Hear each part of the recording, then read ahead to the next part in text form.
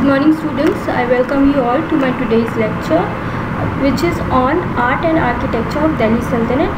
दिल्ली सल्तनत की कला और वास्तुकला, ये BA ऑनर्स पार्ट 3 का कोर्स का एक टॉपिक है और पेपर का टाइटल है history of India 1206 to 1764. I am Dr. Anupama. I teach at MM Mahila College, Veer Kunwar Singh University, Ara, Bihar. So let's begin. कला और वास्तुकला अपने समय की संस्कृति की सही अभिव्यक्ति है, क्योंकि उस समाज के मनोभावों और दृष्टिकोण को प्रदर्शित करती है। इससे समाज के विचारों और तकनीकों की दृष्टिगत अभिव्यक्ति प्राप्त होती है। भारत में तुर्की शासन की स्थापना कई मामलों में महत्वपूर्ण है। उसने नई सामाजिक राजनीतिक व्यवस्था के विकास में योगदान दिया। इसके साथ ही साथ कला के क्षेत्र में भी नई अभिव्यक्तियों को जन्म दिया। वास्तुकला की जो शैली इस काल में विकसित हुई वह हिंदू इस्लामी या इंडो इस्लामिक शैली कही गई। वास्तुकला के विपरीत दिल्ली सल्तनत में प्रचलित चित्रकारी की कला के विषय में अधिक सामग्री नहीं दी गई है। वास्तुकला के मुख्य स्रोत भवनों के विद्यमान अवशेष हैं। यद्यपि यह अपने समय की वास्तुकला को प्रचलित तकनीकों और शैलियों को समझने में सहायता प्रदान करते हैं, लेकिन वास्तुकला से संबंधित अन्य दूसरे पक्षों जैसे वास्तुकार की भूमिका, नक्शे और भवनों के अनुमानित खर्च और हिसाब को समझने में कम मददगार सिद्ध हुए हैं। तुर्की और अफ़गानी मुस्लिम्स ने बहुत सारे तरीके के स्टाइल्स, बहुत सारे तरीके के डिज़ाइंस सासानिद और बाइजेंटाइन साम्राज्यों से लिया और उन्होंने उसी नॉलेज को इस्तेमाल किया इंडिया में। और वहाँ पे कुछ इम्पॉर्टेंट फीचर्स है, जैसे कि open space, prayer towards Mecca, जो कि जहाँ लाइट हो, थोड़ा ओपन हो, lesser decoration in prayer hall and minaret tower. नए संरचनात्मक रूप, मेहराब और गुंबद। इस स्लाइड में आप एक मेहराब की तस्वीर देख सकते हैं जो कि गोलनुमा है। उत्तर भारत के पुरातात्विक स्थानों एवं अवशेषों पर जनरल अलेक्जेंडर कनिंघम द्वारा तैयार की गई रिपोर्ट, भारतीय पुरातत्व सर्वेक्षण की रिपोर्ट का गहन अध्ययन करने से पता चलता है कि उत्तरी भारत में 13वीं शताब्दी के बाद पक्की इमारतों, जिसमें नगरों में स्थित नागरिक भवन भी शामिल है, में तीव्र गति से वृद्धि हुई। इसका मुख्य कारण चूना गारा का सीमेंट के रूप में प्रयोग होना था, जैसे कि आप पहले पढ़ चुके हैं। वैज्ञानिक तरीके से मेहराबों को बनाने के लिए वक्राकार डार्ट पत्थर के रूप में पत्थरों और ईंटों को लगाने की आवश्यकता पड़ती है, जिन्हें एक दूसरे से जोड़ने के लिए अच्छे सीमेंट पदार्थ की आवश्यकता होती है। इस इमेज में आप मेहराब को देख सकते हैं। इस नई तकनीक के परिणाम स्वरूप तुर्कों से पूर्व प्रचलित शैलियाँ स्तंभ और धरनी, इंटेल और बीम, लाइन एंड बीम, जो कि हम नेक्स्ट स्लाइड में देखेंगे, और कदा लिकाकत और बेलिंग का स्थान वैज्ञानिक तरीके से बनी मेहराबी छतों, आर्च वाली छत और शिखरों का स्थान गुंबदों ने ले लिया। मेहराबों को विभिन्न आकारों में बनाया गया, लेकिन भारत में इस्लामी दुनिया में प्रचलित नुकीले रूप को प्रत्यक्ष ग्रहण किया गया। 14वीं शताब्दी के उत्तरार्ध में नुकीले मेहराबों का दूसरा रूप, 4 कोनों वाला मेहराब, तुगलक सुल्तानों द्वारा अपने भवनों में प्रस्तुत किया गया। यह रूप सल्तनत के अंत तक प्रचलित रहा। इन रूपों को आरेख 2 में दर्शाया गया है, यानी कि इस इमेज में।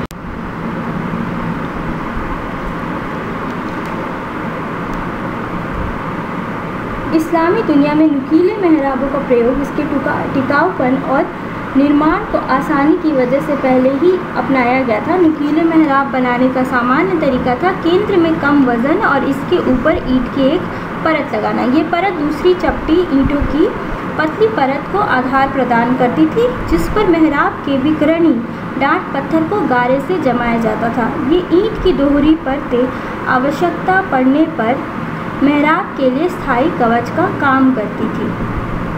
यह बात ध्यान देने योग्य है कि लकड़ी के आधार की जगह ईंटों का प्रयोग उन क्षेत्रों की मुख्य विशेषता थी जहां लकड़ी की कमी थी, जैसे पश्चिम एशिया और भारत।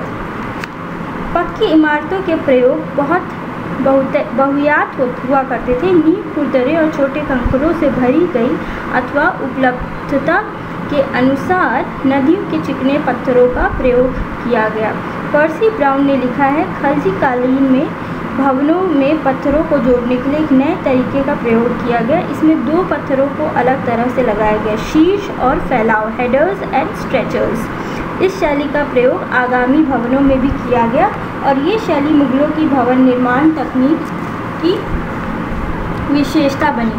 भवनों को प्लास्टर करने में प्रायः खड़िया का प्रयोग किया गया।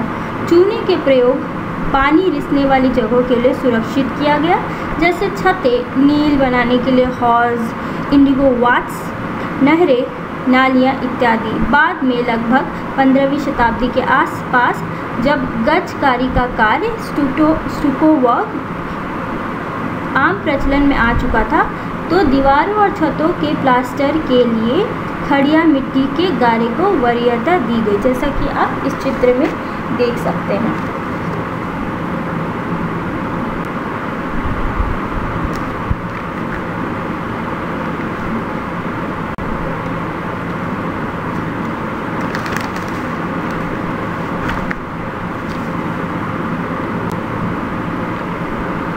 शैलीगत विकास। यहाँ इस चर्चा का मुख्य उद्देश्य दिल्ली सुल्तानों के समय विकसित हिंदू इस्लामी वास्तुकला के विकास की सामान्य रूपरेखा प्रस्तुत करना और इसके प्रमुख लक्षणों पर प्रकाश डालना है, जो इसके मुख्य चरणों को दर्शाते हैं।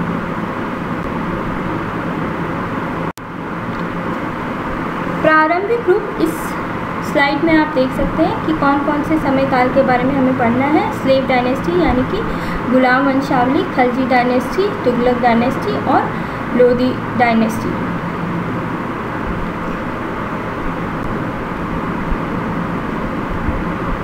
हिंदू इस्लामी वास्तुकला का इतिहास 1192 ईस्वी में तुर्कों द्वारा दिल्ली पर आक्रमण के साथ शुरू होता है। तोमार शासकों का किला, जिसे चौहानों द्वारा विस्तार के बाद राय पिथौरा का किला कहते हैं, कुतुबुद्दीन ऐबक ने अपने कब्जे में ले लिया। यहाँ उसने जामा मस्जिद बनाना शुरू किया, जो 1198 में बनकर तैयार हुई। मस्जिद पर लगे शिलालेख के अनुसार इसे कुवत उल इस्लाम के नाम से जाना गया और इसका निर्माण विजेताओं द्वारा 27 हिंदू और जैन मंदिरों को तोड़कर इसके अवशेषों से किया गया था। इसके बारे में बहुत सारे इतिहासकारों ने अलग अलग वक्तव्य दिया है।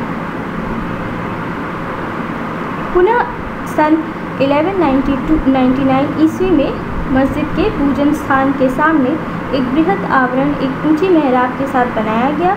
इन दोनों निर्माण कार्यों में स्थानीय भवन निर्माण वास्तुकारों का प्रभाव दृष्टिगत होता है। धरती व स्तंभ, नक्काशीदार स्तंभों और चबूतरों का प्रयोग उनके नक्काशीदार हिस्सों को अंदर घुमाकर अथवा नीचे या ऊपर करके किया गया। आवरण की मेहराबें कदलीकाकृत शैली द्वारा बनाई गई थी। आवरण की सजावट अवधारणा में पूर्ण रूप से हिंदू थी।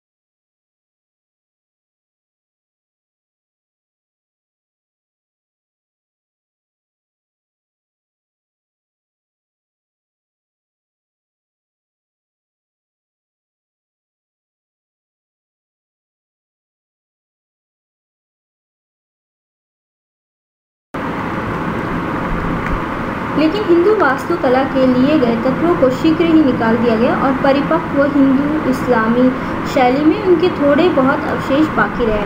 इस चरण के बाद ही इमारतों में जैसे कुतुब मीनार, अढ़ाई दिन का झोपड़ा और इल्तुतमिश का मकबरा, यद्यपि कदाक्लीकृत शैली को एक महत्वपूर्ण संरचनात्मक तरीके के दर्जे से नहीं हटाया जा सका, लेकिन इस समय तक साज सज्जा पूरी तरह से इस्लामी हो गई थी।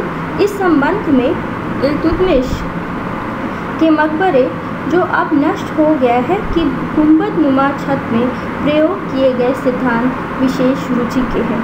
यद्यपि गुंबद को कदाक्लीकृत शैली से बनाया गया था, लेकिन इसके चौकोर कक्ष के कोनों पर बनी बगली डाट की मदद से स्थापित किया गया था।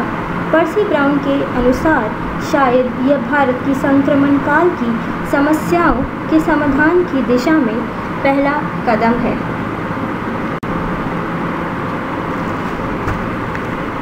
खलजी डायनेस्टी।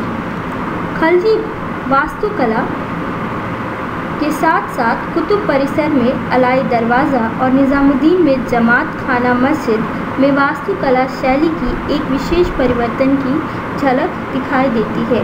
हिंद इस्लामी वास्तुकला के विकास में इस कला का एक मुख्य स्थान है, क्योंकि इस कला के वास्तुशिल्प पर सेल्जुक वास्तुशिल्प परंपरा का प्रभाव है। There is an influence on this kind of architecture of Seljuk architectural style.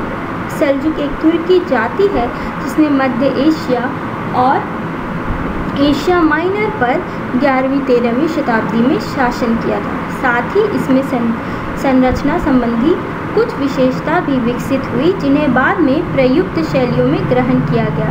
इस काल की मुख्य विशेषताएं निम्नलिखित है। वैज्ञानिक तकनीकों से बनाई गई मेहराबों का प्रयोग, आकार में नुकीली घोड़े की नाल नुमा, को हम कुतुब मीनार में स्थित अलाई दरवाज़ा में देख सकते हैं।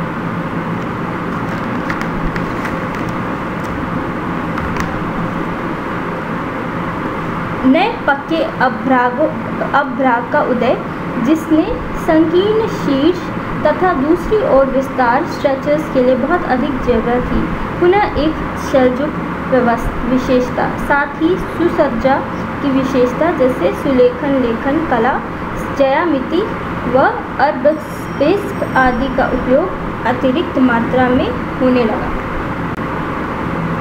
तुगलक। इस काल में भवनों में नई वास्तुशैली का प्रयोग हुआ।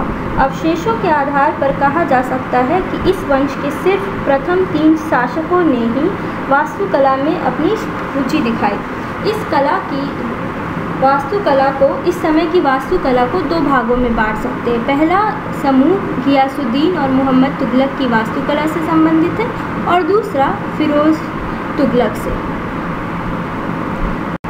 वास्तुकला की तुगलक शैली की मुख्य विशेषताएं निम्नलिखित है। मुख्य भवन निर्माण सामग्री खुरदरे पत्थर कंकड़ थी और अधिकांश दीवारें प्लास्टर की हुई होती थी। दूसरा, दीवारें और बुर्ज अधिकतर अंदर की तरफ झुके हुए थे।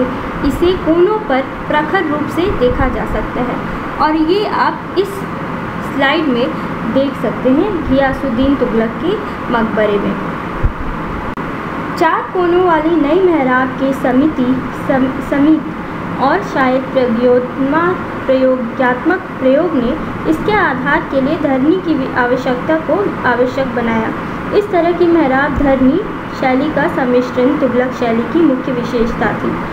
नुकीली घोड़े की नाल नुमा मेहराब की प्रचलित शैली को इस संकीर्ण परिधि तथा अधिक जगह घेरने की अयोग्यता के कारण उपयोग में लाना बंद कर दिया गया। प्रचलित दबी हुई गर्दन वाले गुंबदों की जगह नए स्पष्ट रूप से उभरी हुई गर्दन वाले नुकीले गुंबदों का प्रयोग इस चित्र में पिछले चित्र में जो कि गियासुद्दीन तुगलक का मकबरा था उसमें देखिए। भवनों की पट्टिकाओं की सजावट के लिए सफ़ेद टाइल्स का उपयोग। इस काल में अष्टभुजीय मकबरों का उदय हुआ, जिसे 16वीं तथा 17वीं शताब्दी में मुगल शासकों ने अपनाया और उसे पूर्णता प्रदान की।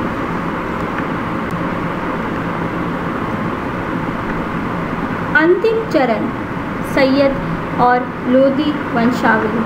फिरोज शाह तुगलक की मृत्यु के बाद एक दशक के अंदर ही सल्तनत में राजनीतिक अस्थिरता व्याप्त हो गई और 1938 में सल्तनत तैमूर द्वारा छिन्न भिन्न कर दी गई। फिर भी सैयद और लोदी वंश के समय केंद्रीय शक्ति के कुछ अवशेष रह गए थे, यद्यपि उसका आकार काफ़ी सिकुड़ गया था। उन्होंने 14 और 1526 के बीच दिल्ली की सल्तनत पर शासन किया। उन्होंने दिल्ली में तथा दिल्ली के आसपास इतने मकबरे बनवाए कि दिल्ली कुछ समय के अंदर एक फैले हुए कब्रिस्तान की तरह लगने लगी। लेकिन वास्तुकला के दृष्टिकोण से इनकी इमारतों को बहुत ही महत्वपूर्ण माना गया है और एक विशेष शैली की शुरुआत इन्होंने की, ये कहा जा सकता है। इनमें यह महत्वपूर्ण बातें हैं। प्रथम, मकबरे अष्टभुजीय योजनाएं पर बनाए गए हैं, जिसके मुख्य तत्व हैं मेहराब नुमा बरामदों से घिरा हुआ मुख्य समाधि कक्ष, 1 मंजिला ऊंचाई, बरामदे के बाहर निकली हुई ओरी एवर जो आलंबन के लिए टेक पर टिकी हुई है। दूसरे प्रकार की इमारतें वर्गाकार योजना पर आधारित है। इसके मुख्य तत्व है मुख्य समाधि कक्ष के आसपास बरामदे का न होना, बाहरी भाग कभी कभी 2 या 3 मंजिला ऊंचा, ओरी और समर्थन देने वाले टेक का अभाव। इन भवनों की सजावट के लिए रंगीन खपरेल का मौलिक प्रयोग किया गया। चित्रवल्ली पर कहीं कहीं इसका प्रयोग किया गया है। साथ ही प्लास्टर की सतह पर गहनता से नक्काशी की गई थी। सन 1526 में दिल्ली सल्तनत का पतन मुगल आक्रमणकारी बाबर के हाथों अंतिम लोदी सुल्तान की हार के साथ हुआ। इसके साथ ही वास्तुकला की सल्तनत शैली का भी अंत हो गया, जो 15वीं शताब्दी में ही अपनी गतिहीनता का संकेत दे चुका था। इस पीपीटी और यूट्यूब लेक्चर के लिए मैंने 3 मटेरियल का इस्तेमाल किया है। एक Percy Brown Indian architecture, M Habib and K Nizami Delhi सल्तनत और इग्नू का स्टडी मटेरियल जो कि कला और वास्तुकला के बारे में है। Thank you.